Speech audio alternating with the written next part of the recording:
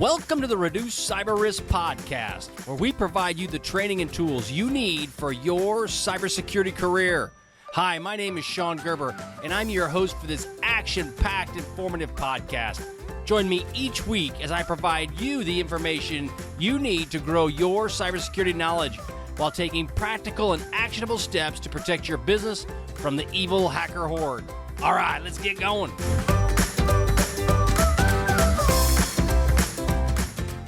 Hey, all. Welcome to Reduce Cyber Risk Podcast, March 18th, 2019. Hey, all. This is Shon Gerber with Reduce Cyber Risk, and in today's podcast, we got a lot of great stuff heading your way as it relates to cybersecurity news and what's going on in the world of cyber, along with a cybersecurity training will be around data classification part 2. Last week, we had data classification part 1. This is the follow-on to that as data classification part 2. The trainings that I provide through Reduce Cyber Risk are also a great source for you to be able to go out and help your company. If you are a cybersecurity professional and you are looking to potentially even to work on your CISSP, it's a great way that you can get the training you need to be successful. So, all right, in cybersecurity news, we're going to have 3 main topics. First one's a $20 million Mexican bank heist, which that's pretty good money. The next one is the Global Cyber Alliance working with Mastercard to create something for small, medium-sized businesses. I think it's really cool. And then the third one is China won't ask any Chinese companies to spy for them.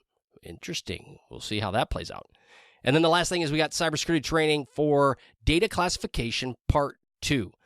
Data classification, part 1 was last week's episode, and we kind of go into all the details around that and how important that is for an organization, especially if you are a cybersecurity professional. You definitely need to consider some level of data classification. You can start small, but I highly recommend you do something versus nothing. So let's go ahead and get right on into the podcast. Now, this recent one, we talked about the $20 million bank heist against the Mexican banks. And the interesting part about this is it comes back from our notorious friends in the North Korean group called Lazarus. And we talked about this in the past few podcasts around the fact that the Lazarus Group arises from the dead, as in the Bible. But the interesting part is these guys, I don't think ever died. They just keep out there stealing stuff all the time. And there's one thing that came out of recent conversations that was in the news was around this group going and targeting companies to steal money so that they can help fund the North Korean government. So it's an active way of seeing how cyber espionage and theft can work to help a nation state be successful.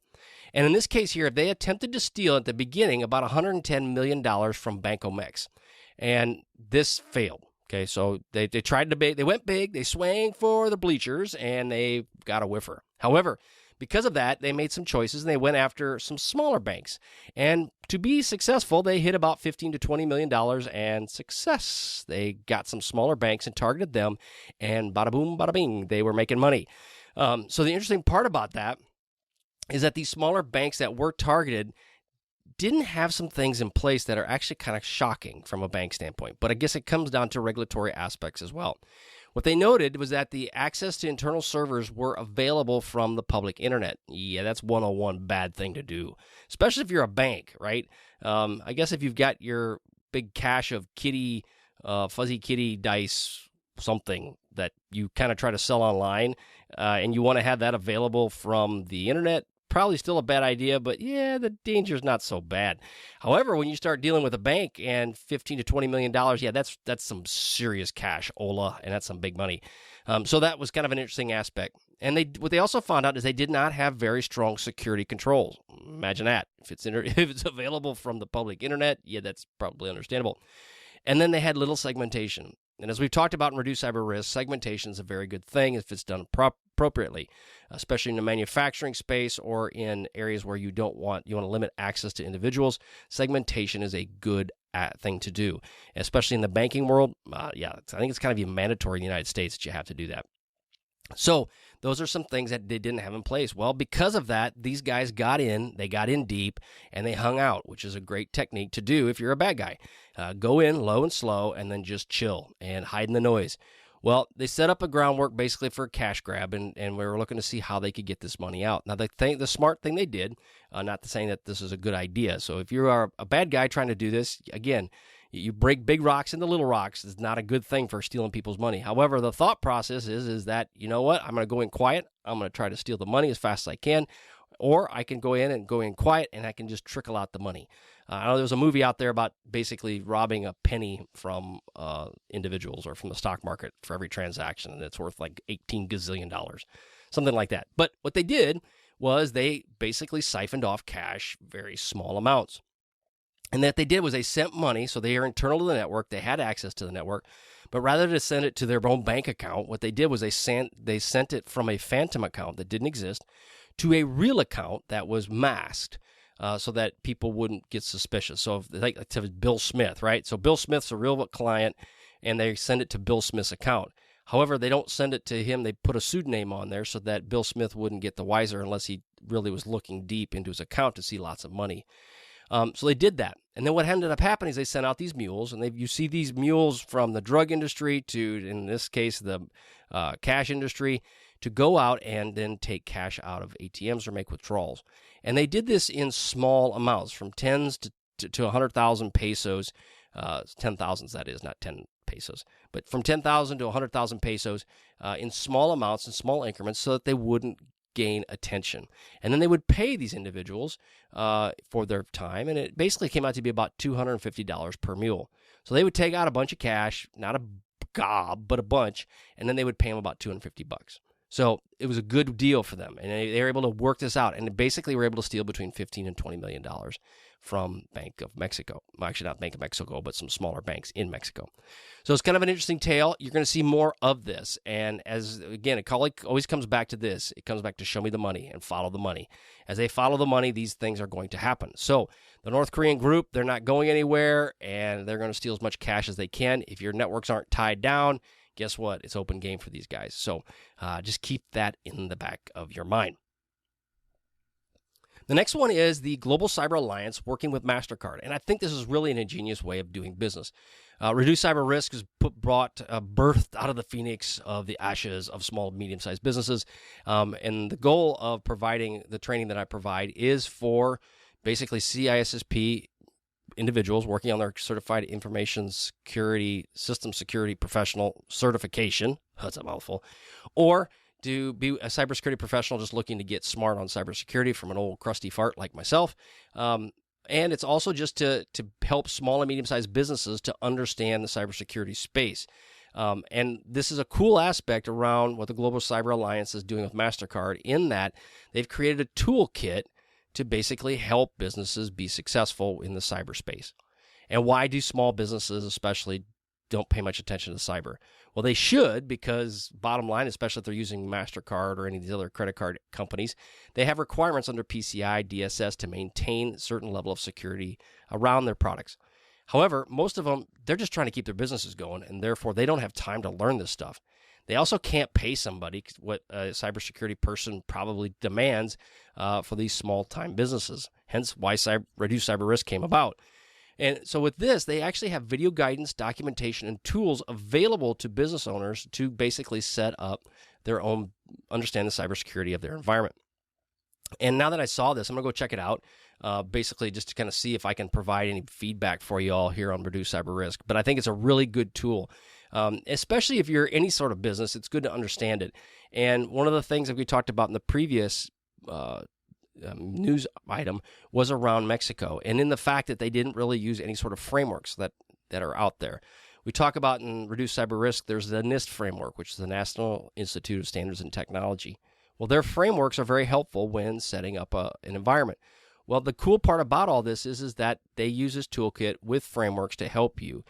So I think it's a really cool option for small and medium businesses. I mean, any business can benefit, but them especially, since finding a security professional can be a challenge and can be very cost prohibitive. The other thing they mentioned, in the fact that we've talked about this as well before, but it's an ecosystem. So as you tie in these small businesses, in many cases, these are third parties that are feeding the larger enterprises, from manufacturing to chemicals to oil production to you name it. There's these third parties that help. They're like the ecosystem around the big mother beast that is the enterprise, and these guys are all servicing that. Well, if you can help them secure their business, in many cases these are very small mom and pop kind of businesses, you now are also reducing the risk for your enterprise as well. So if you're a large, big time CISO kind of person listening to this podcast going, I on? He's not saying anything I haven't already heard. Well, here, now you got something you probably haven't heard before. So I would recommend that you definitely look at this as an option. Get with your legal folks to make sure that you can talk to your vendors about this product, but I think it's a really good way to offer up to your vendors, hey, this is an option to look at if you want to look at securing your company, especially if you don't know anything about security. So again, I think it's pretty cool. Again, they have that located at gcatoolkit.org is where you'll find it. And again, that's a partnership with Global Cyber Alliance and Mastercard. So go check it out. I think it's a really good option. And tell your friends and neighbors about this wonderful toolkit for only $19.95. Just kidding. Okay, this doesn't cost you anything. It's free. Okay, next one is no spying, says China. Yeah.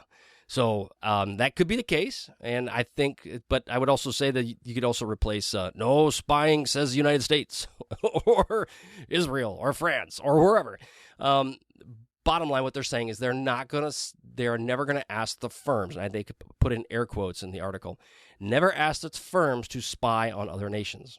Now, I don't think they're ever going to ask a firm to spy on another nation. Now, that doesn't mean they may not utilize the firm's capabilities to spy on a nation, but they won't probably ever ask somebody, hey, yo, Hui, I want you to spy on the United States. No, they probably won't ask them. However, they may imply that and say, let's have access to your servers for a little bit so then we can see what we can do.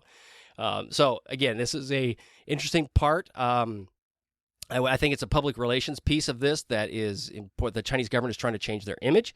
Are they into stealing intellectual property? Have in the past. Will they in the future? Who am I to say? Has the United States been involved in cyber aspects? Yes, they have. Will they in the future? Yes, they will. The big difference is that you've seen a direct reflection upon intellectual property stolen in China and then turned around and used in other products. So that's, I think, a little bit of the difference between them. I was reading a book recently around artificial intelligence, and this was actually an interesting concept for me. I did not understand, but the Chinese as a culture. Now, I say this as a guy in the small town United States with about 4,000 people, and I have Chinese kids, but that's about the extent of it, right? So they are not. I'm not connected to the Chinese government or the Chinese people in any form or shape or another to be able to say this is true or not. So the disclaimer's out there.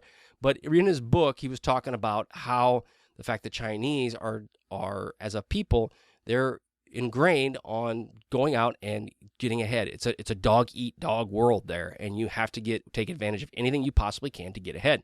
So therefore, liberating somebody's intellectual property so you can get ahead is kind of a norm.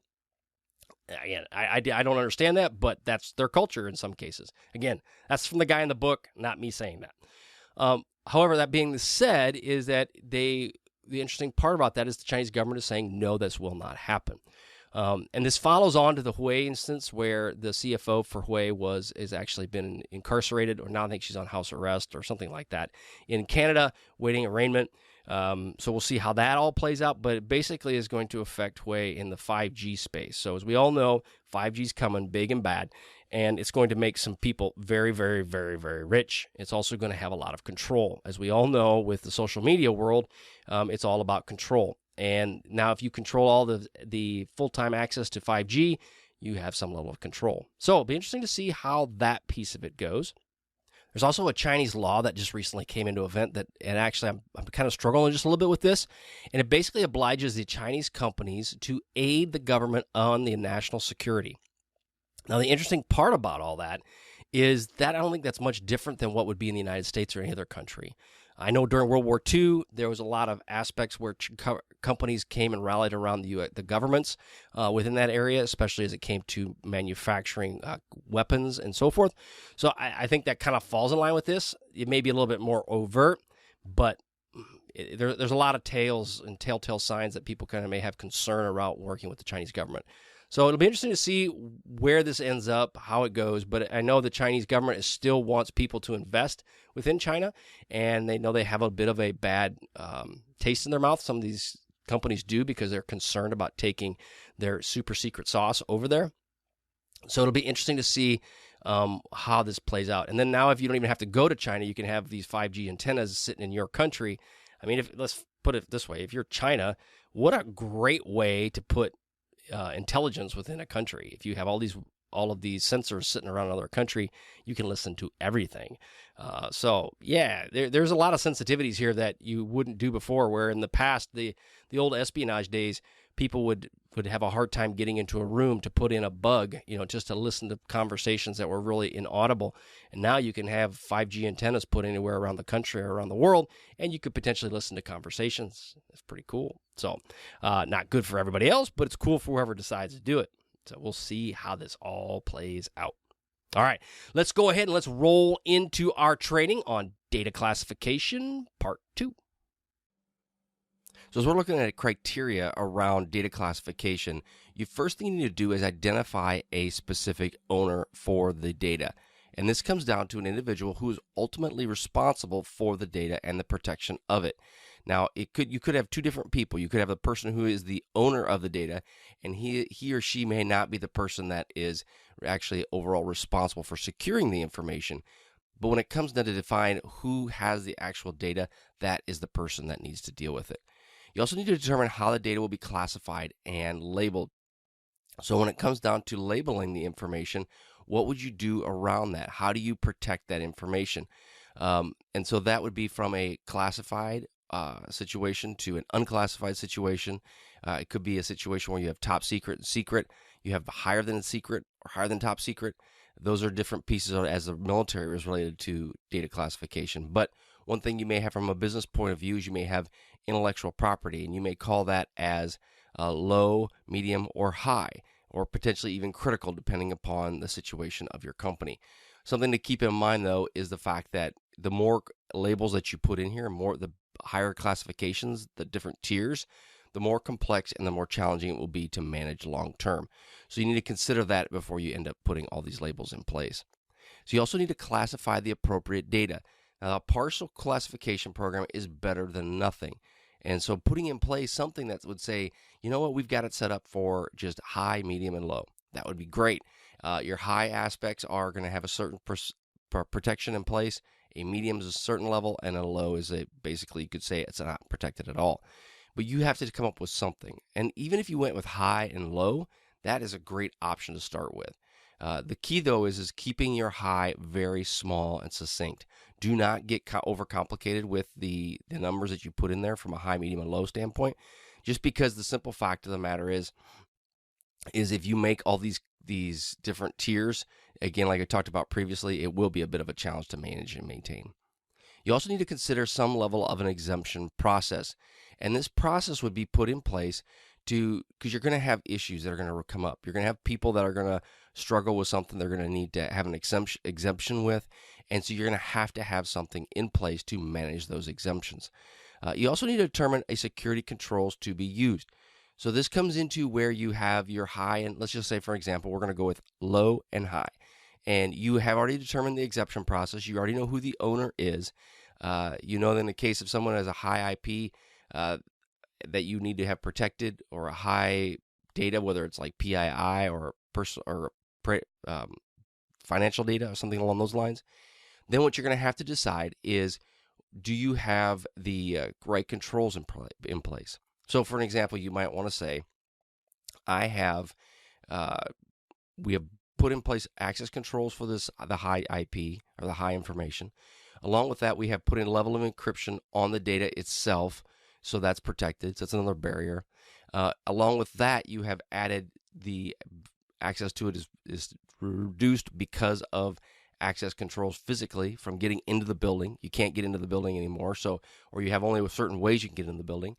You may have it set up where if you are going to access specific high information, remote access is not allowed. So you can have these different controls in place to help reduce that. You also need to determine procedures to declassify this information, right? So say, for instance, you have your high IP, or you have your highly classified information that's set up in this space. How do you declassify that? How do you take off that level of protection for that information? And so that could also come down to is that who is the right owner? So is it a process in place where the owner can then send a link to somebody that's saying, yes, I approve this, or does it have to have a second party involved to remove the protections? In many cases, like I've seen in the past, what will happen is the individual who owns the data will say, okay, we need to remove this information from there. And then an email is sent to maybe a head, like a VP, or maybe even the CEO, depending upon the size of the company, saying that I am going to remove the protections from this data. Then the CEO or that next level person then allows that to occur. Once that happens, then that is let to IT, and then IT then takes the protections off. Now, you can have it set up where it's real streamlined, where it's just the individual. I'd highly recommend against having just one person who can remove and add the protections at a whim. The reason is that if that person ever becomes compromised, or that account that the person uses becomes compromised, then they could end up turning around and turning off the protections on your information, and then it can be sent wherever you want. So I would avoid that if all possible. It's also important to have some level of enterprise awareness around what you're trying to accomplish. So you need to talk to individuals within your company that are going to be managing your intellectual property, and what should they do to deal with it? How do they manage the IP, and also what are the procedures, basically from how do they begin the intellectual property or the classification process? How do they transfer the information? What are the exemption processes? And what is the destruction process? All of those key aspects need to be created from beginning to end. And you need to teach people how this works. Just basically because if you don't do that, what's going to happen is they're going to go out and make all kinds of crazy changes to your environment, and it will affect your overall protection of your IP. Tagging. So here's an effective metadata strategy that you can utilize for your company as well. You can basically add metadata to your IP or to your data. And this, from a data classification standpoint, you can also search on this metadata. You may, in many cases, not expose the actual sensitive information by using this metadata. The challenge of it is, though, is that it can contain some very sensitive information. So if you use it, just know and keep in mind that if you're exposing this information to the outside world, there could be sensitive information which would give somebody the data that they might want to do broader searches within your environment. As an example, in a previous life, what we would do is I would search for metadata, and I'd find out metadata had this super secret sauce that was there. And it would say it didn't have the super secret sauce in the metadata itself, but it told me the file names that were associated with the super secret sauce. Say that 3 times. If you do that, then what ends up happening is now as an attacker gets within your environment, they now can use those keywords off of that metadata to search within your environment, which so could add some level of risk. So you got to think about that and determine, is that a valuable option to continue? And if it is, then obviously use a metadata strategy. But I would recommend you utilize some level of metadata. You just need to define how much of that information do you want to maintain within your data structure and with your data classification environment. Now, there's 2 types. There's a structured and unstructured data. Now, 80% of your data is most likely considered unstructured. And that's just basically hanging out there, right? That's data that's always used, and that most of that data would be considered unstructured. Now, if business has little idea that it exists, it probably doesn't even know that it exists. It is just data that's created by your people when they're doing their daily activities. But it's not in a structured high or low IP type of solution or high or low data classification standpoint. Now, what was an interesting concept I thought was Forrester Research had out there there's about 100 million documents each and every day that are created from people just creating stuff. So out of the world, 100 million documents are created every day. So if you think about that, that is just, can't even comprehend how much information is put out about these individual companies. And in many cases, there is some sensitive information that's within these documents on a daily basis. So having a good data classification process in place is extremely important, but you need to do it from the beginning and also incorporate these various tools. So you understand what your data is, right? So what is most important? You have controls in place on your data. You've defined what the classification scheme is. You implement these controls on your data classification scheme.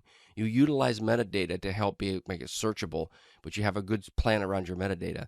And then you also are focused on only the structured data. The unstructured data you're not, because it's just too much. So the point of that, though, is by educating, which we had talked about earlier, is that by educating your employees, you now can get into a good strategy around protecting this information. Otherwise, what's going to happen is you'll say, and you have to educate them to go, okay, this is intellectual property. This is highly sensitive information. This is information that is dealing with personnel. You need to protect it in this manner. If you don't do that, what's going to happen? You're going to have all kinds of data sprawl, and it's going to go everywhere. Now, there's vast quantities of business data formats. That's the other issue that you're going to run into.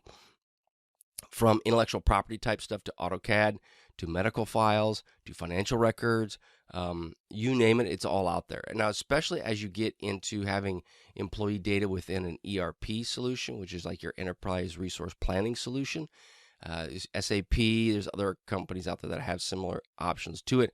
But basically, it's what it comes down to is all of your information is stored within these solutions. Well, as they're stored within these solutions, one, they have gobs and gobs of data about your company, about your employees, and are a very lucrative target for hackers.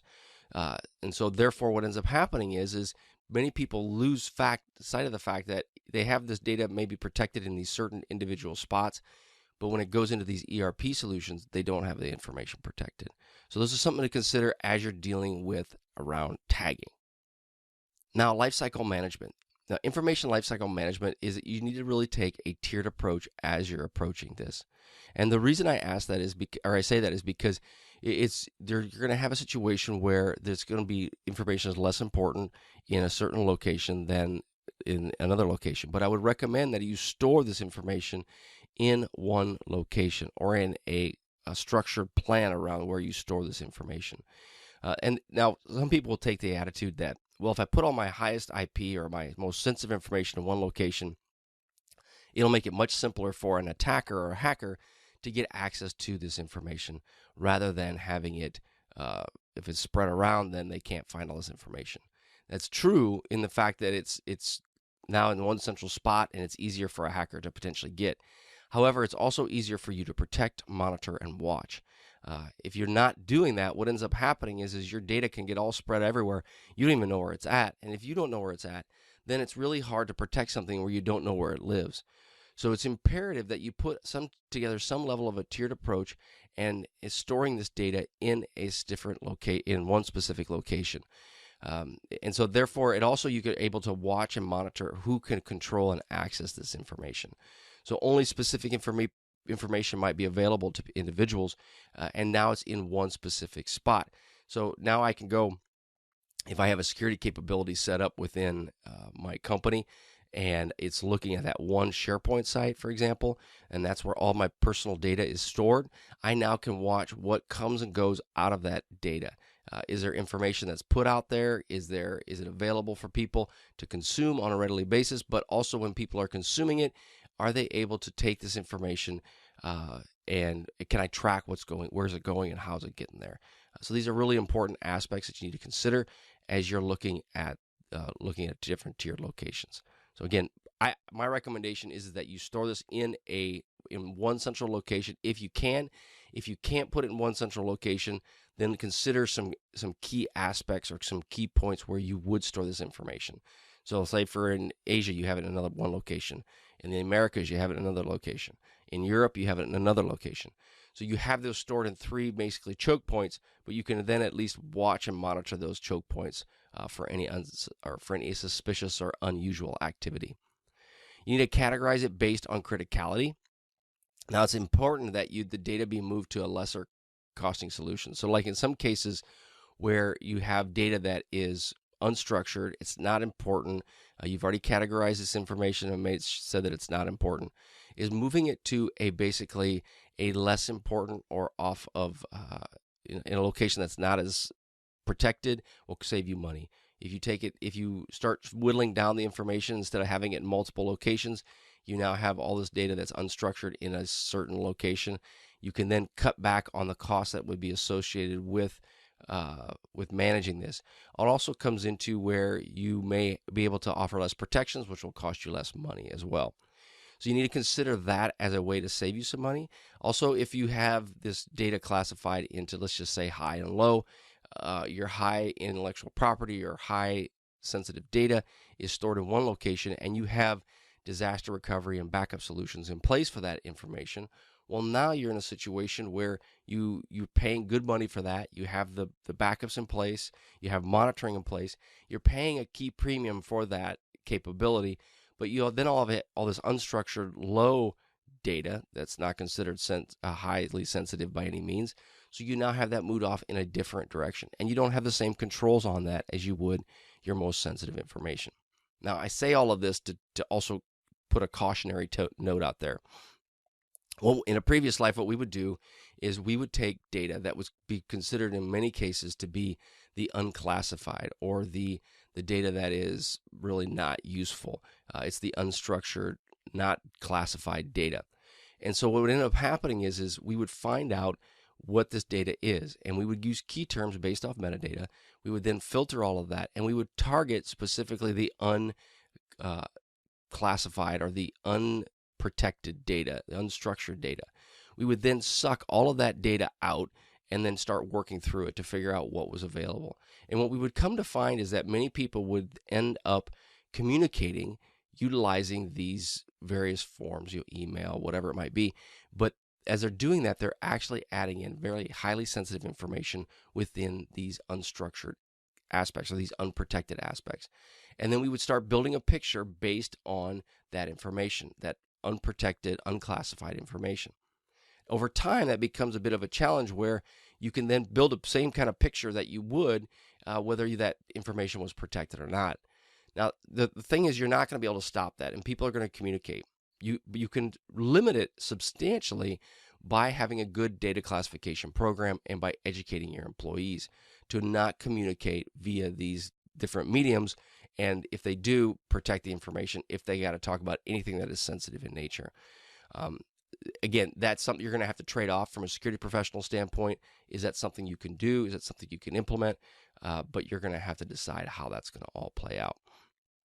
It also plays into your disaster recovery solutions as well. We kind of talked about that a little bit as you're moving your data from these more critical areas to a less critical area, which as it relates to unstructured data or unprotected data or unclassified data, you now can sit back and not have a disaster recovery type solution with it. You may not want to have a backup solution for this data potentially, depending upon the cost that's associated. If you are a smaller company and the cost of data storage is pretty small, but if you're running on a shoestring budget, you may decide that that's not something you want to pay for. So considering that as you're going on criticality and categorizing your data. Now, asset classification.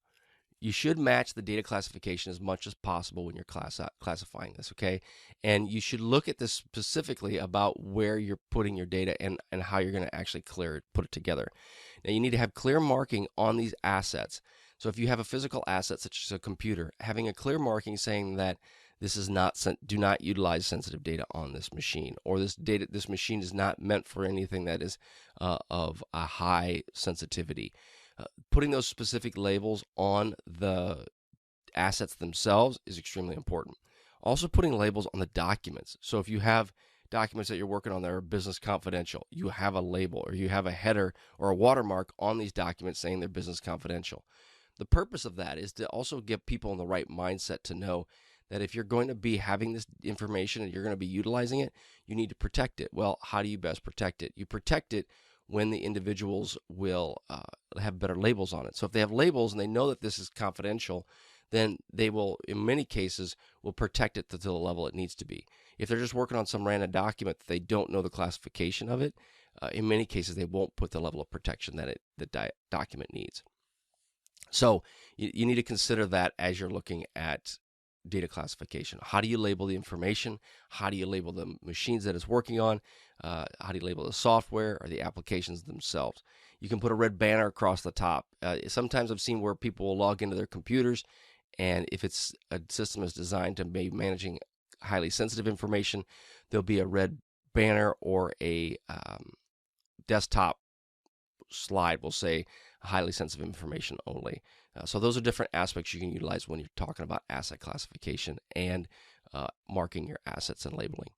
You need to determine the data security controls also. We talked about that briefly earlier, but what controls are you going to put in place? And are you going to be potentially sharing this data with others? If you are, what kind of information do they need to have access to? Do they need to have a level that's remote capability where they can manage the documents remotely, or do they just need to be able to see them? Where do they need to be able to see them? Do they need to see them in a foreign country that may have challenges with intellectual property, that they're worried about data theft? Those are different aspects to consider. Always know that any information that is created will get shipped all over the globe. It's so easy now for that to occur. You can just might as well expect that that's going to happen.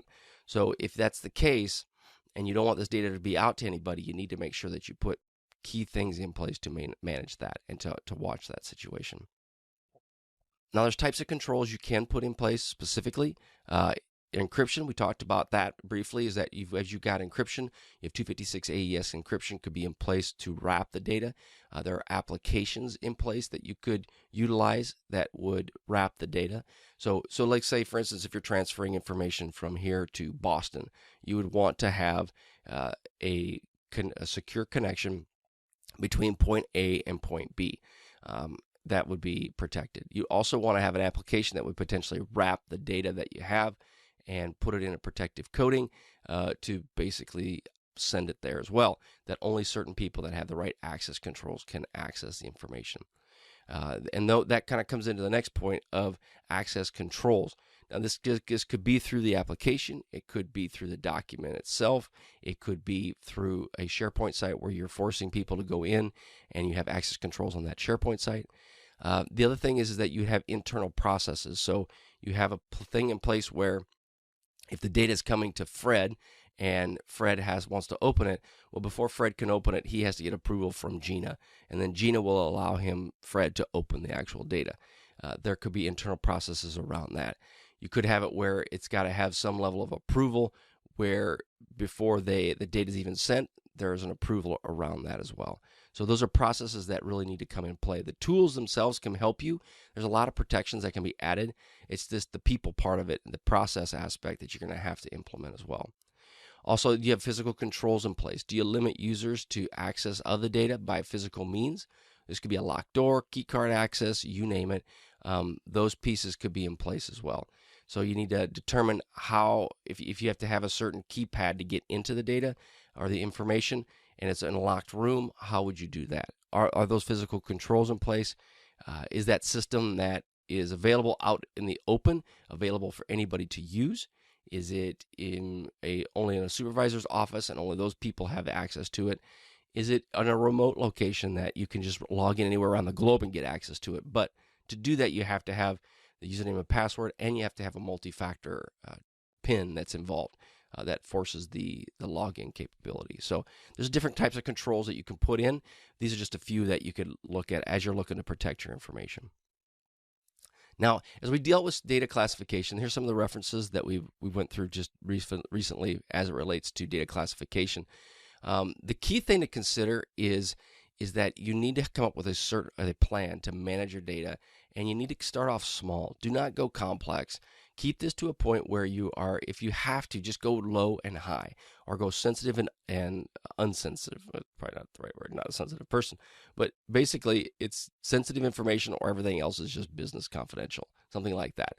If it's sensitive information and it's personally identifiable information, then you need to look at who has access, how do they have access, what controls are in place, when do the people have to have access to it, and so on and so forth. Those are pieces that you're going to need to add together for a data classification strategy. And again, data classification, it's a fundamental piece of protecting your information. If you start small, you can do this. You really can. But you need to focus on keeping it simple. Don't go over complex. Start with just a few controls and a few people with access, and then work your way from there. But again, if your foundation is important, to start off with what you really want to try to accomplish as it relates to data classification. Okay, I hope you guys enjoyed this podcast. It's been a great opportunity for me to put this out there for you on data classification, and have a wonderful day. Also, make sure that you check me out at reducecyberrisk.com. I got some great stuff for you available out there at reducecyberrisk.com, and check us out there on the web. All right, have a great day. We'll talk to you later. See ya.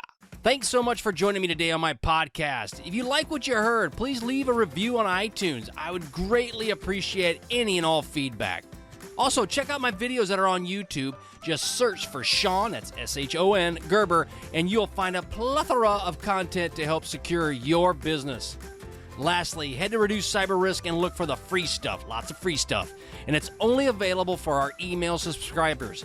It's growing each and every day. Thanks again for listening. See ya!